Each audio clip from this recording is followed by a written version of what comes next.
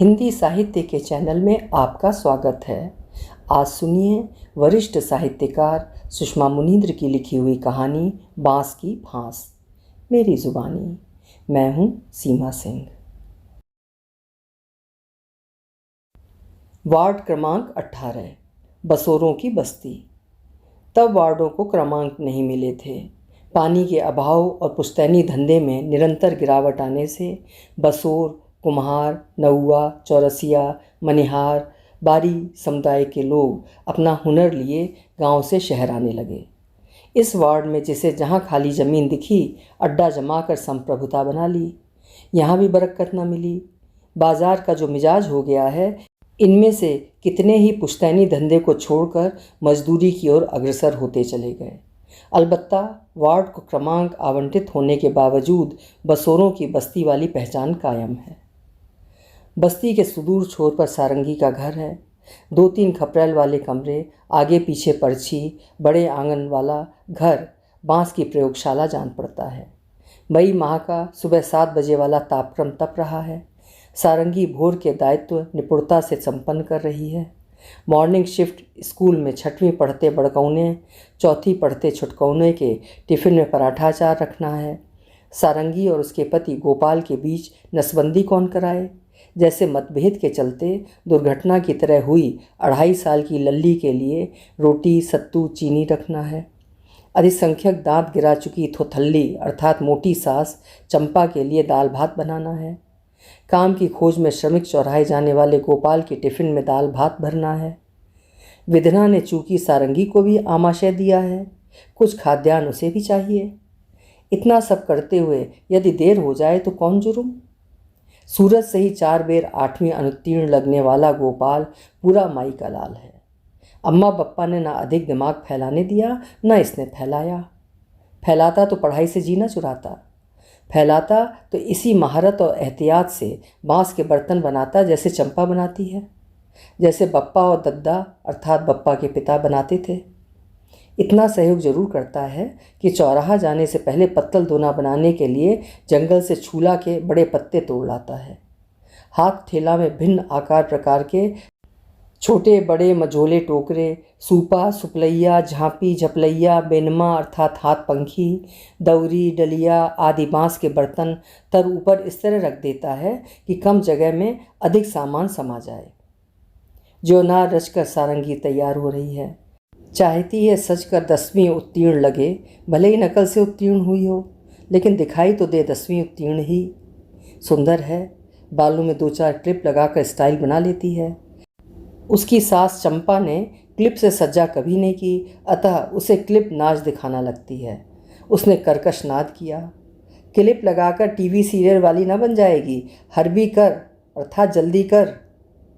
2 ठो क्लिप लगाना जुर्म हो जाता है। सारंगी की आकांक्षा हुई चपर लगा रही थोथल्ली का मूसर से मूड़ कूच दे। क्लिप से बाल नहीं फहराते अम्मा, दिन भर लुआर बहर अर्थात गर्म हवा में बैठती हूँ। घाम में टेंघर न जाएगी अर्थात घाम में पिघल नहीं जाएगी। लगनसरा अर्थात वैवाहिक मुहूर्त चल रहा है। यह तो मौका है जब हमारे सामान की पूछ होती है। इतनी सुबह गाहक नहीं आते। गर्मी में गाहक सकारे आते हैं कि संझा बेरी आते हैं। मैं साल भर बर्तन बनाकर भंडार में रखती हूँ कि लगन सरा में आमदनी होगी। सारंगी ने हुमक कर चंपा को निहारा। ये घर में ऐसी सत्ता कायम किए है जैसे किसी के लिए कोई असल भूमिका है ही नहीं। अब नहीं होती अम्मा, हमारा सामान अब किसी को नहीं चाहिए। दौरी, सूपा स्टील और प्लास्टिक का बनने लगा है। न चूहे के काटने का डर, न बरसात में सड़ने का। यह धंधा से हम 4 बिटिया बिहाए, गोपाल को शिक्षित किए, खाना खर्चा चला, तय भगवती आय के धंधा बैठ गा। 4 भाइयों में अकेली बहन सारंगी अच्छा खाती पहनती थी। यहाँ ठेला ढरकाती है, फिर भी थोथल्ली अपशगुनी कह रही है। जैसे ये मेरी गलती है। अब डिस्पोजल का चलन है। श्रीमती, पता नहीं किसने श्रीमती नाम रखा, पत्तल दोना बनाना छोड़कर मजूरी करने लगी है। धंधा चलाते न बनेगा तो मजूरी ही करेगी। पहले मैं और बप्पा दुकान चलाते थे, अच्छी बिक्री होती थी। मधुर बानी से लोगों को समझाया कर, बांस पवित्र होता है, अर्थात पवित्र होता है। शुभ काम में डिस्पोजल का नहीं, बांस का महत्व है। ग्राहक की मानसिकता बनाने के लिए कितना तो आग्रह करती है, बिना कुछ खरीदे जाने वाले ग्राहक को टेरती है, आओ 80 में ले लो। समझाती हूँ, नहीं खरीदते तो क्या उनसे लपट जाऊँ कि खरीदना पड़ेगा। ठेला साज कर गोपाल पर्ची में आ गया। सास बहू का रोज का चकल्लस है। सारंगी और गोपाल का दृष्टि विनिमय हुआ। सारंगी के कुछ पराक्रम दिखाव वाले भाव को ग्रहण कर गोपाल ने पैतरा दिखाया। अम्मा, अब हमारा धंधा बहुत कम चलता है, इसलिए मैं डबल बिजनेस करता हूँ। लेबर का काम मिला तो ठीक, ना मिला तो घर आकर बांस काटने छीलने लगता हूँ। गोपाल को अक्सर काम नहीं मिलता।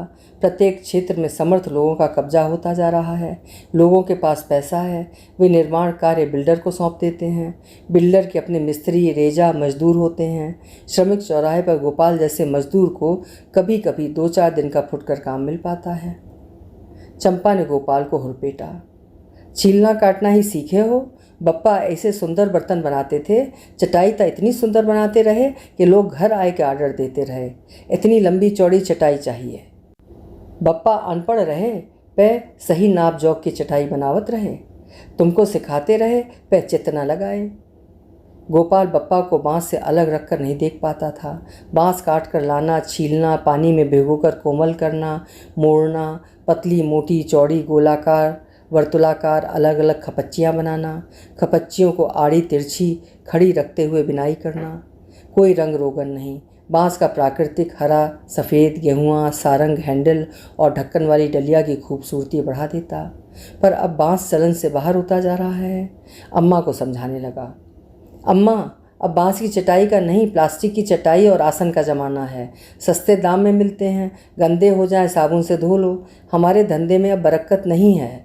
बप्पा भले ही इस धंधे को अपना आत्मसम्मान कहते कहते मर गए। अब इस धंधे से 2 रोटी नहीं मिलती। ढूंढ काहे नहीं लेते दूसरा धंधा? 4 अक्षर न पढ़े। पढ़ता यदि बप्पा बांस ढोने, काटने, फाइने में हमको न लगाते। पढ़ने में चित्त लगता रहा। धनिया अर्थात गृह ग्राम में सुअर चराते भागते थे। अम्मा, चकल्लस ना कर, देर हो रही है। देर से चौराहा पहुँचे तो काम नहीं मिलता। बांस ख़त्म है, आज बम्बू सेंटर से बांस खरीद ला। पिछली बार की तरह सूखा बांस ना लाना, सूखे बांस से बर्तन नहीं बनते। बांस में लचक हो, हरा कटंग बांस चाहिए। कटंग नहीं मिलता। बाबू कहता है हमारे पास जो है वह देंगे। तुम लोग बांस की खेती काहे नहीं करते? बाबू का जाने एक बांस कितने साल में पककर तैयार होता है। तब दद्दा और बप्पा 30-35 फीट लंबा मोटा हरा कटंग बांस जंगल से काट लाते रहे। 2 टुकड़ा करो तब बांस पूरे लंबान में बरोबर कटता रहा। जंगल में बहुत लंबा बांस रहा। बस्ती वाले गट्ठा भर बांस काट लाते रहे। अब एक बांस 250-300 में खरीदते हैं, वह सूखा। सारंगी की इच्छा हुई कहे जंगल नहीं रहे, जैसे ये भी मेरी गलती। कुछ न कहकर गोपाल को मुलुर मुलुर ताकती रही। गोपाल नहीं जानता था 8 किलोमीटर दूर सोनौरा में बांस बिक्री केंद्र है। उचेहरा और भटनवारा के किसानों से बांस खरीदकर ज़रूरतमंदों को रियायती दर पर उपलब्ध कराया जाता है। 4 साल हुए चुनाव प्रचार में एक नेता ने बसोरों की बस्ती में सभा की थी। जानता हूँ जंगल काटे जा रहे हैं, आप लोगों को बांस के लिए मशक्क़त करनी पड़ती है। आपको बता दूँ, सरकारी योजना के तहत वन विभाग के द्वारा उचित मूल्य पर आप लोगों को बांस उपलब्ध कराने के लिए सोनौरा में बांस खरीदी बिक्री केंद्र चलाया जा रहा है। केंद्र किसानों से बांस खरीदता है, सस्ते दाम पर बेचता है। वृक्षारोपण के लिए सरकार वन विभाग को अच्छा बजट देती है। आप चाहें तो आप लोगों को बांस के पौधे वितरित किए जाएंगे। अधिक जानकारी के लिए आप लोग सोनौरा केंद्र से संपर्क कर सकते हैं। प्लास्टिक पर्यावरण को दूषित कर रहा है, बांस का प्रयोग बढ़ना चाहिए। हमारे विंध्य क्षेत्र के बांस के बर्तन कटनी, रीवा, जबलपुर, महोबा, झांसी, बनारस, कानपुर, बांदा दूर दूर तक भेजे जाते रहे हैं। ये परंपरा बनी रहनी चाहिए। विंध्य में बनने वाले सुपारी के सुंदर खिलौनों की बड़ी प्रसिद्धि थी। अब ये कला नष्ट हो रही है। मैं चाहता हूँ युवा पीढ़ी स्थानीय कला को अपनाए। आप लोग समाज की ज़रूरत रहे हो, अपना धंधा छोड़ देंगे तो हमारे रीति रिवाज, संस्कृति बहुत कुछ खत्म हो जाएगा। राज्य सरकार स्वरोजगार को बढ़ाना चाहती है, हस्तशिल्प को प्रोत्साहित करने के लिए पुरस्कार देती है। आप लोग हमारे कार्यक्रमों प्रतियोगिताओं में भाग लीजिए। अब तो उन्नत खेती और गो पालन वाले भी इनाम पा रहे हैं। गोपाल न समझा, वृक्षारोपण होता है तो रोपित पौधे दिखाई क्यों नहीं देते? प्रतियोगिता में भाग लेने के लिए क्या जतन करें? धंधे में मुनाफा नहीं तो हस्तकला का क्या अर्थ है? बांस बिक्री केंद्र की जानकारी जरूर मिल गई। आज चूंकि श्रमिक चौराहा नहीं बांस बिक्री केंद्र जाना है, अतः गोपाल के लिए समय की पाबंदी नहीं है। उसने देखा ठेले में लल्ली को बैठाकर ठेला थामे सारंगी कारोबार के लिए उद्यत है। वो साइकिल थामे उसके साथ चलने लगा, जैसे सांत्वना देना चाहता हो। ठेला ढरकाती सारंगी को सांत्वना से प्रयोजन नहीं। हमारे मूड में न रेंगो सो न रा जाओ। गोपाल ने उसे मुंह से देखा। तेरे साथ चलने में मज़ा आता है। हमारे बाबू ने हमको कहाँ पर बेड़ दिया, अर्थात ढकेल दिया। सामान नहीं बिकता तो क्या करूं? कल से तुम्हारे साथ चौराहे चलूंगी, रेजा का काम करूंगी। गोपाल को वो दिन याद है जब पहली बार श्रमिक चौराहे पर खड़ा हुआ था। लगा खुद को बेचने आया है। उसे कोई भी काम पर नहीं ले गया था। लग रहा था किसी लायक नहीं रहा। एकाएक मानसिकता बदलना आसान नहीं होता। उसने बचपन से बांस का काम कमाल देखा है। बप्पा अपनी आकांक्षा उस पर रोकता रहता था। गोपाल, तय हमार एकय बेटा, पुश्तैनी धंधा न छोड़ना। धंधा में मंदी तेजी चलती है, तमाम लोग छोड़ रहे हैं, इसका फ़ायदा तुमको मिलेगा। बांस का सामान खरीदने लोग तुम्हारे ही पास आएंगे। चौराहे पे खड़े गोपाल को बप्पा बहुत याद आया था। ऐसी रुचि एकाग्रता से बर्तन बनाता था जैसे बांस के अतिरिक्त ब्रह्मांड में कुछ नहीं है। बांस पकड़कर ऐसा गर्वित रहता मानो जिला मजिस्ट्रेट की कलम पकड़े है। भगवान को प्यारा हो गया बप्पा क्या जाने कि उसका बेटा मजदूरी करता है। बहू मजदूर बनने की बात कर रही है। गोपाल ने सारंगी को निहारा। चेहरा शिथिल है। बोला, तू मजदूरी नहीं करेगी, तू सुंदर है। मिस्त्री ठेकेदार सुंदर रेजाओं के साथ सभा करना चाहते हैं। सुंदरता के बखान पर सारंगी के मुख पर अभिमान उदय हो गया। आगे दोनों की राह अलग थी। गोपाल दाहिने मुड़ गया।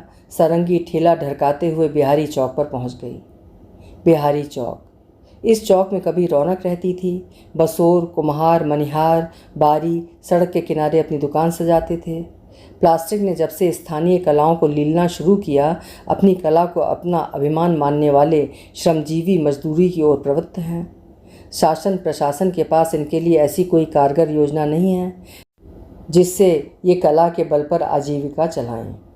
सारंगी ने ऑलराउंडर टॉय शॉप के सामने ठेला रोका। धनिया से शहर आए बप्पा ने ऑलराउंडर के समीप चौकोर जगह में 4 थूनी अर्थात 4-5 फीट ऊंची मजबूत लकड़ी गाड़ कर मोटी सूती चादर से छाया कर एक तरह से हदबंदी कर ली थी। ये हदबंदी अब सारंगी के सुपुर्द है। उसने मोटी चादर जिसके चारों छोर में मोटी सुतली बंधी है ठेले से उठाकर सुतली से चारों थूनी में बांध दिया। वैसे ये छाया का पुख्ता प्रबंध नहीं है। रवि रश्मियाँ उत्पात मचाने आ ही जाती हैं।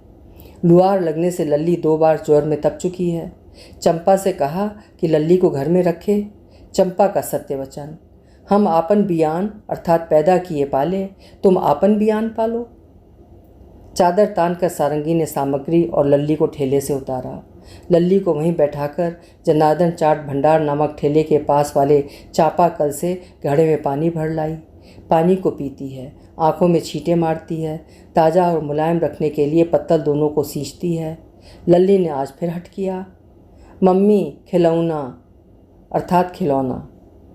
सारंगी लल्ली की लालसा को समझती है। गरीबिन दिन भर देखती है सजे धजे बच्चे सजे धजे माता पिता के साथ ऑलराउंडर में खिलौना खरीदने आते हैं। एक बचपन ये है, एक बचपन वो है। वक्त पर नसबंदी करा ली होती तो लल्ली उसके नहीं किसी बड़ी कार वाले के घर पैदा होती। सारंगी ऑलराउंडर में जाने का हौसला नहीं कर पाती। रौनक से दीप्त दुकानें बड़ी हैसियत वालों के लिए हैं, बाजार पैसे वालों का है। लल्ली जैसे बच्चे फास्ट फूड नहीं खा सकते, मोटर कार में नहीं बैठ सकते, महंगे खिलौने नहीं खरीद सकते, फैशनदार कपड़े नहीं पहन सकते। सजी धजी महिलाओं को देखकर सारंगी को अपनी साड़ी चीर जैसी लगती है। मम्मी खिलौना। आज बच्ची की लालसा पूरी कर ही दे। चल ले दूं। ऑलराउंडर की भीतरी सज्जा देखकर सारंगी के नैना फटे जाते हैं। दुकानदार उन्हें महत्व देता है जो सूरत और पहनावे से माला माल जान पड़ते हैं। उसके सस्ते हुलिये को देखकर दुकानदार जरा उत्साहित ना हुआ। क्या लेना है? लल्ली के लिए खिलौना। दुकानदार मालामाल लोगों के सम्मुख नायाब खिलौने सजा देता है। सारंगी से पूछा, कितने तक का लोगी? 50 रुपया से अधिक ना हो। दुकानदार ने 4-6 छोटी कारें दिखाईं। हमारा देश सस्ते और गुणवत्ता विहीन चीनी उत्पाद से बाजार चमका रहा है कि गरीब बच्चे खिलौने खेलने से चूक न जाएं। लल्ली चुनाव करना नहीं जानती, एक कार पकड़ ली तो पकड़ ली। मम्मी कार कितने की है? 50। 40 में दो। नहीं, ये मनई मोल भाव नहीं समझता क्या, जबकि ग्राहक उससे कितना मोल भाव करते हैं। ये 100 से 90-80 करते हुए याचना करती है। हो गया 75 में ले लो। कार का मूल्य चुकाते हुए सारंगी की हतप्रभ दृष्टि काउंटर पर सजे अजीबोगरीब बांस पर स्थिर हो गई।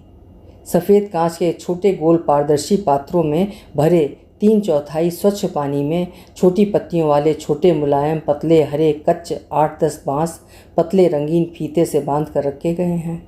बांसों का 1/3 हिस्सा पानी में डूबा है। 3/4 पात्र के बाहर छटा बिखेर रहा है।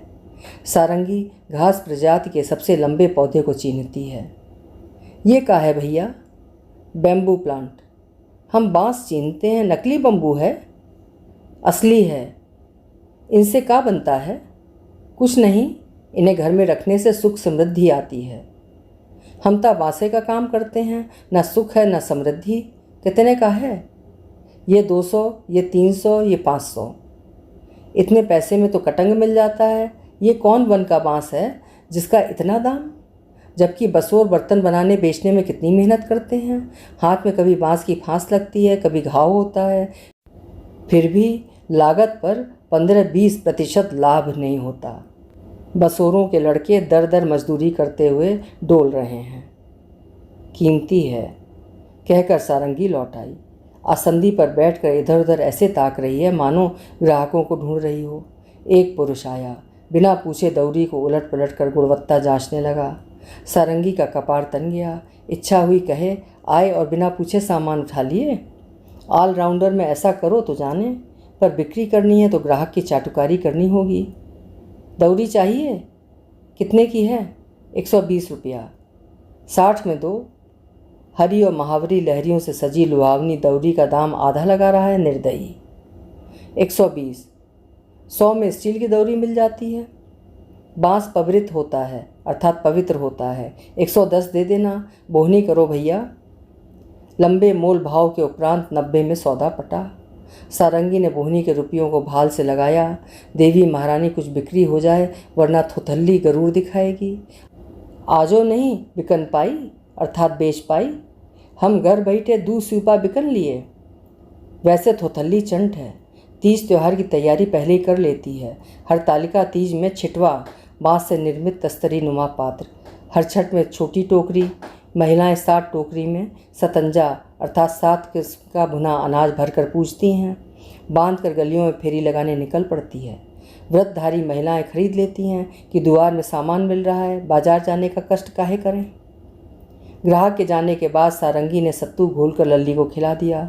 लल्ली कार से खेलते हुए सो गई। समय व्यतीत करने के लिए सारंगी छूला के पत्तों को पतली सीख से परस्पर टाँक कर पत्तल दोने बनाने लगी। पहले श्रीमती उसके पास बैठकर पत्तल दोने बेचती थी। गप सड़ाका करते हुए दिन बीत जाता था। अब श्रीमती मजूरी करती है। कभी कभी तेंदूफल, चार, सीताफल जैसे स्थानीय फल बेचने आ जाती है। अब बिल्कुल नहीं आती।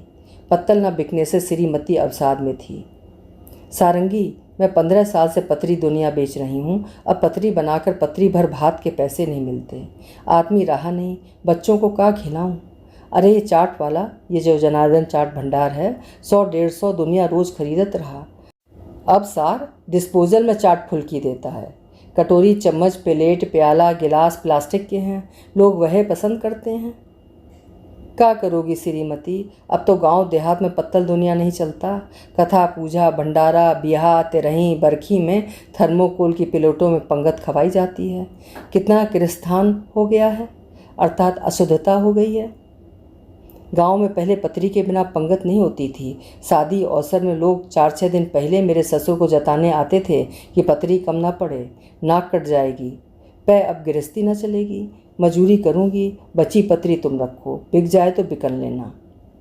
तब से सारंगी 20-25 पत्तल बना लेती है कि कदाचित कोई खरीदेगा। श्रीमती जिस स्थान पर बैठती थी वो स्थान सारंगी को श्रीहीन लगता है। श्रीमती को बतकही का शौक था, मगन किए रहती थी। एक दिन अचानक मूड में मझोली टोकरी लादे चली आई। सारंगी ने स्वागत किया।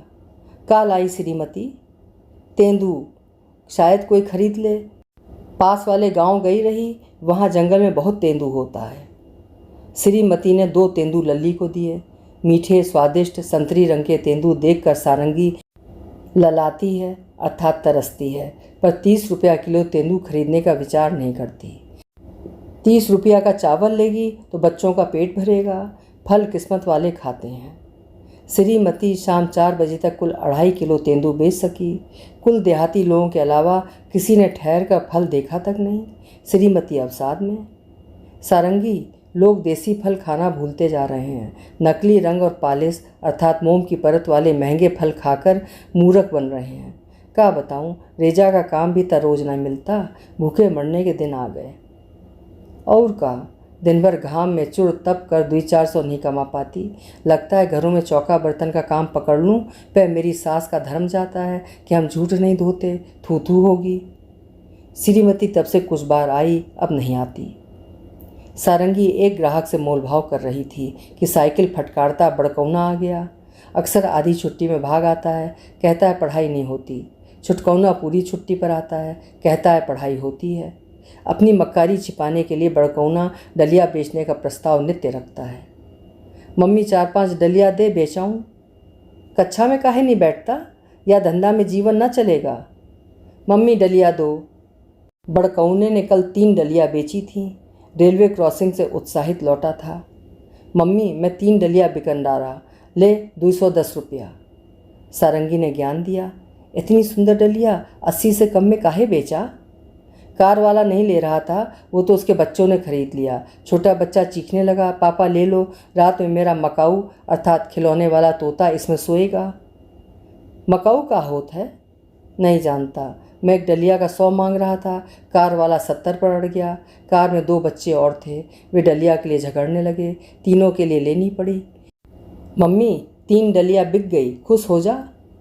आज भी डलिया बिकेगी जैसा जीवंत उल्लास लिए साइकिल फटकारता बड़कौना 7 किलोमीटर दूर मझगवां रेलवे क्रॉसिंग जल्दी ही पहुंच गया। ट्रेन आने की सूचना पर जैसे ही क्रॉसिंग गेट बंद होता है, दोनों ओर वाहनों की दीर्घ कतार लग जाती है। भीगे नमकीन चने, मूंगफली, कच्चे नारियल की गिरी, सिंघाड़े, रुमाल आदि बेचने वाले वाहनों की खिड़की पर आकर बिक्री की कातर कोशिश करते हैं। बड़कौना जोखिम उठाते हुए बंद गेट से कई बार आर पार हुआ। बाबूजी डलिया। वाहन चालक ने दुत्कार दिया। छोटी सी डलिया में अपना सिर रखूंगा लड़के। चंपा ने परिश्रम और प्रयास से आकर्षक हैंडल वाली डलिया बनाई है, पर वाहन चालक ने भर नज़र देखा तक नहीं। पूजा के फूल रखना बाबूजी, फल रखना। पूजा के लिए किसे वक्त है, हट यहाँ से। कर्कश स्वर पर बड़कौने की इच्छा हुई वाहन चालक से उलझ जाए। न खरीदो, पर अपमान क्यों करते हो? पर उलझने के कारण इसी क्रॉसिंग में 2 बार पिट चुका है। चुपचाप आगे बढ़ गया। क्रॉसिंग पर 2 घंटे रहा, 3 बार गेट बंद हुआ। डलिया के कदरदान न मिले। अब तक छुटकौना सारंगी के पास आ गया होगा। बड़कौना लौट चला। मम्मी एक को नहीं बिकी। तबहन कहती हूँ सूपा दौरी में नहीं, शिक्षा में चाव दिखाओ। अच्छा दोनों भाई घर जाओ, सबक कर लेना। मम्मी आज चाट फुल्की खवाए दो। जानती है कतार में खड़े चाट फुल्की, चाउमीन, मोमोज, पाव भाजी के ठेले हसरत जगाते हैं, पर माया रच रहे बाजार में गरीब की याचना का महत्व नहीं है। पैसा कौड़ी नहीं है बड़कौना, मुझे काहे पैदा की, अगले जन्म में चाट वाले के घर में पैदा होऊंगा। ता ना दिखाओ बड़कौना, ले पैसा, 1 प्लेट में दोनों भाई खाओ और घर जाओ। चाट खाकर दोनों भाई साइकिल पर डबल सवारी चले गए। मई का प्रचंड घाम अब नरम हो चला है। उधर से गुजर रहे लोगों से बाबू, भैया, दीदी, ले लो कुछ करते हुए 7 बज रहे हैं। देखती है 35-40 की उम्र वाली 2 सजी धजी महिलाएं महंगी कार से उतर रही हैं। जानती है, हैसियत वाले लोग उसकी दुकान में नहीं, ऑलराउंडर में आते हैं। अचरज, चालक को कार पार्किंग में ले जाने को कहकर दोनों उसकी दुकान में आईं। सारंगी हुलहुला गई। आइए दीदी। सारंगी तमाम वह की स्त्रियों को दीदी कहती है। एक बार अम्मा जी टाइप महिला को आंटी संबोधित कर अपना भारी नुकसान कर चुकी है। स्त्री ने भ्रकुटी तान ली थी। मैं आंटी, तुम बेबी, 2 झांपी लेनी थी, नहीं लूँगी। जमाने भर की स्त्रियां अब सारंगी की दीदी हैं। आइए दीदी, का लोगी? पहली बोली, ये झांपी कितने की है? ढक्कनदार टोकरे को झांपी कहते हैं। बेटी के विवाह में झांपी में पकवान भरकर ससुराल भेजते हैं। जो जितना माला माल वो उतनी झांपी भेजता है। 350 रुपया दीदी। दूसरी कूदने लगी। ठग रही हो दीदी, बांस बहुत महंगा है, बनाने में मेहनत लगती है। नीना, तुम्हें सूप, दौरी, झांपी बहुत कुछ लेना है, ठग रही है, कहीं और देखते हैं। वैसे तुम स्टील या प्लास्टिक के सूप दौरी लो, सस्ते मिलते हैं। नीना अर्थात पहली बोली, मयूरी, मेरी सास ने बांस का सामान मंगाया है, नहीं लूँगी तो कहेंगी ननद की शादी में मैं विघ्न डाल रही हूँ। सारंगी ने बात पकड़ ली। बांस पवित्र होता है दीदी, अर्थात पवित्र होता है। शादी ब्याह में इसका महत्व है। मयूरी ने तर्क खारिज कर दिया। बकवास, पुराना चलन अब नहीं चलता। शादी पैकेज प्रोग्राम हो गई है। इसी ठंड में मेरी मौसी ने मुंबई जाकर अपनी बेटी की शादी की। लड़के वाले अब बारात का झंझट नहीं रखते, लड़की वालों को अपने शहर में बुलाते हैं। वहाँ झांपी दौरी कहाँ मिलती? सूप वहीं खरीद लिए, कार्टन में पकवान रख दिए। 350 की झांपी, गजब है। सारंगी निराश होने लगी। 340 दे देना दीदी, शादी के लिए हजारों लाखों के गहने कपड़े खरीदे होंगे।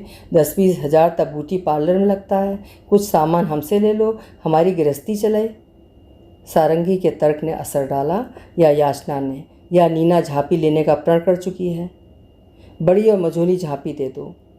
कितनी नेक है, मझोली का मोल नहीं पूछा। जी, सूपा दौरी? 3 सूप 3 दौरी, लावा परसने के लिए 7 सुपलैया और छिटवा। सुपलैया हथेली के बराबर छोटे सूप होते हैं। सारंगी हंस दी। वो तो लड़के वाले लाएंगे दीदी, लावा उनकी तरफ से आता है, सूपा और दौरी देती हूँ। जी, ये छोटी झांपी ज़रूर लो। लड़की के लिए लड्डू, खाजा, मठरी रख देना। सुबह खाकर पानी पी लेगी, ससुराल में नहीं कह पाएगी कि भूख लगी है। आजकल की दुल्हनें ताज़ा नाश्ता खाती हैं, पर ये छोटी झांपी खूबसूरत है, दे दो, मैं चूड़ियाँ रखूँगी। सारंगी सशंकित है। इतना सामान एक साथ अब कोई नहीं खरीदता। दीदी मजाक तो नहीं कर रही हैं? मयूरी बोली, नीना, बांस का प्रमोशन कर रही हो? पर्यावरण को लेकर चिंतित हूँ। फ्रिज, वाटर कूलर ने घड़े सुराही का चलन ख़त्म कर दिया है। प्लास्टिक ने तो न जाने कितने छोटे छोटे धंधों को चौपट किया है। लोगों को प्लास्टिक का बहिष्कार करना चाहिए। नीना, जब तक सरकार बैन नहीं लगाएगी कुछ नहीं हो सकता। सरकार बैन लगाए न लगाए, लोगों को व्यक्तिगत स्तर पर फैसला लेना चाहिए। तंबाकू, गुटखा, प्लास्टिक न खरीदा जाएगा तो अपने आप बंद हो जाएगा। छोटे छोटे धंधे पता नहीं क्यों ख़त्म हो रहे हैं, क्योंकि हम इनका सामान नहीं खरीदते। हम नहीं खरीदेंगे तो ये नहीं बनाएंगे। इसका पूरा लाभ बड़ी कंपनियों को मिलता है। ये जो कहा जा रहा है एक ही छत के नीचे सब उपलब्ध है, ये बाजार की चाल है। वो वक्त आने वाला है जब सब्जी, अनाज सब पर समर्थ लोगों का कब्जा हो जाएगा। कंपनी वाले 10 गुना अधिक दाम पर बेचेंगे। छोटे धंधे वाले उनके कामगार बनकर रह जाएंगे। स्वरोजगार खत्म कर इन्हें कामगार बनाओ, ये बाजार की चाल है। जबकि ये बेचारे सलोनी की तरह शौक के लिए नहीं, पेट के लिए सामान बनाते हैं। मयूरी उकता गई।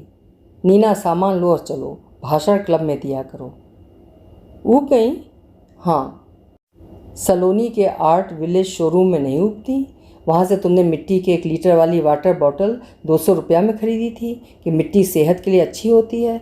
वो मिट्टी और बांस के सामान में कुछ डिज़ाइन क्या बना देती है, मूल्य सैकड़ों में हो जाता है। बड़े उत्साह से रईस लोग खरीदते हैं। पिछले साल सलोनी को हस्तकला के लिए राष्ट्रपति अवार्ड मिल चुका है। लोकल न्यूज़पेपर में फ़ोटो छपी थी। सच में लोग कैसे दिखावे वाले होते जा रहे हैं। सलोनी इन्हीं लोगों से बोतल, दिए, टोकरी, डलिया खरीद कर सजावट करती है। मयूरी के समक्ष जैसे सत्य खुल रहा था। ठीक कहती हो नीना, मुझे 50 रुपये की सुराही महंगी लगती है, जबकि 200 रुपये की मिट्टी की बोतल खरीदते हुए मैंने नहीं सोचा सलोनी व्यापार कर रही है। सुनो, मुझे ये छोटी और मझोली टोकरी दे दो, आलू, प्याज, फल रखूँगी। सारंगी विलक्षण प्रभाव में। ऐसी बातें वो पहली बार सुन रही है। वरना ग्राहक आते हैं, सामान लेते हैं या नहीं लेते हैं, चल देते हैं।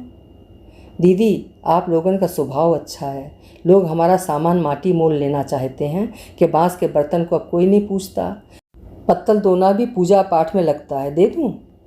नीना बोली। ठीक याद दिलाया, 20 पत्तल 20 दोने चाहिए। सारंगी ने पूरी 25 पत्तल दे दी। दीदी 5 एक्स्ट्रा। नीना ने मोबाइल से चालक को कॉल किया। सामान लदवा कर महिलाएं चली गईं। 1000 से ऊपर की बिक्री। सारंगी से उपलब्धि संभाली नहीं जा रही है। एकाएक बहुत सी ज़रूरतें याद आ गईं। बच्चों को चाट फुल्की खिलाना है, छुटकौने की चप्पल टूट गई है, सास के घुटने का लाल तेल ख़त्म है, बहुत कुछ खरीदना है। गोपाल आता होगा, बिक्री सुनकर दंग रह जाएगा। गोपाल जल्दी ही आ गया। सारंगी के मुख पर चमक है। सोनारा गए रहे हो, सूखे बांस मिले, देखते अम्मा ने रिजेक्ट कर दिया। कटंग नहीं मिलता तो क्या करूं? कुछ बिक्री भई? 1000 से ऊपर। दुई दीदी बहुत सामान खरीदी, कहत रही प्लास्टिक जहर है, बांस अच्छा होता है। देवी महारानी सब लोगन की बुद्धि दीदी जैसन हो जाए तो हमारी गृहस्थी चमन हो जाए।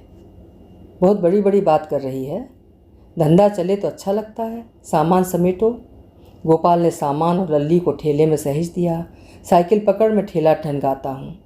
साइकिल थाम कर सारंगी ठेले के साथ चलने लगी। रास्ते में सांची मिल्क बूथ से आधा किलो दूध का पैकेट, बगल वाली दुकान से डबल रोटी का बड़ा पैकेट खरीदा। गोपाल ने अरुचि दिखाई। 1000 आजे उड़ा देगी? सिर्फ 100। बच्चे चाह के साथ डबल रोटी खाकर खुश हो जाएंगे। डबल रोटी और दूध घर का उत्सव बन गया। छुटकौने ने डबल रोटी का पैकेट लगभग छीन लिया। मम्मी जल्दी चाह बनाओ। बनाते हैं। सारंगी मुंह से बच्चों को देख रही है। देवी महारानी, इस धरती पर हमारा इतना हक बनाए रखना कि हम वो सुख समृद्धि पाते रहें जो ऑलराउंडर में मिलने वाले बम्बू प्लांट को घर में रखने से मिलती है। अभी आप सुन रहे थे सुषमा मुनींद्र जी की लिखी हुई कहानी बांस की फांस। हुनरमंद छोटे रोजगारों को किस तरह बड़ी कंपनियां बाजारवादी संस्कृति द्वारा लीलती जा रही हैं और हुनरमंद लोगों को मजदूरों अर्थात कामगारों में परिवर्तित करती जा रही हैं, इस कहानी को सुनकर आपको स्पष्ट समझ में आया होगा। अगर कहानी आपको सार्थक लगी, पसंद आई तो कहानी को लाइक ज़रूर करिएगा और चैनल अभी तक सब्सक्राइब ना किया हो तो चैनल भी सब्सक्राइब करिएगा। कल फिर मिलेंगे। आपका समय शुभ हो।